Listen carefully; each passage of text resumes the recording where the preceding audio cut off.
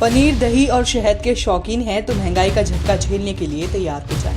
दरअसल आने वाले दिनों में ये चीजें महंगी हो जाएंगी। चंडीगढ़ में हुई जीएसटी काउंसिल की 2 दिवसीय बैठक में इन पर मोहर लग गई है।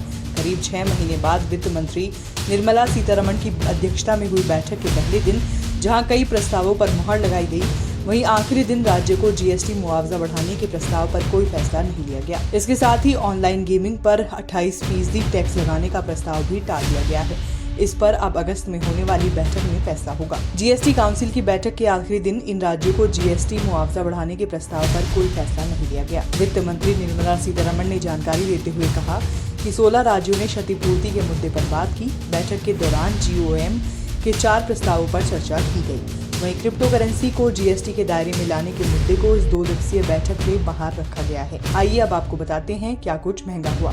रिपोर्ट के मुताबिक मंगलवार को बैठक के पहले दिन जीएसटी काउंसिल ने कई बड़े फैसले लिए थे। इनके मुताबिक आटा चावल पर 5% की दर से टैक्स लगेगा। नॉनवेज जैसे मीट और मछली पर 5% टैक्स लगेगा। दही, पनीर और शहद पर भी 5% टैक्स लगेगा। सभी खाद्य पदार्थ अब महंगे होने जा रहे हैं। आटा, चावल, मीट और मछली के साथ ही गुड़, विदेशी सब्जियां, unroasted coffee bean, unprocessed green tea, wheat bran और राइस ब्रान को छूट से बाहर रखा गया है। पहले दिन की बैठक में लिए गए एक और अहम फैसले से अब बजट होटल में रहना महंगा हो जाएगा। 1000 रुपये प्रतिदिन से कम के होटलों के कमरों पर 12% की दर से टैक्स लगेगा। पहले 1000 के कम के कमरों पर टैक्स नहीं लगता था। चेक जारी के लिए बैंक द्वारा वसूले जाने पर शुल्क पर भी जीएसटी लगेगा। अब आपको बताते हैं क्या कुछ सस्ता हुआ है।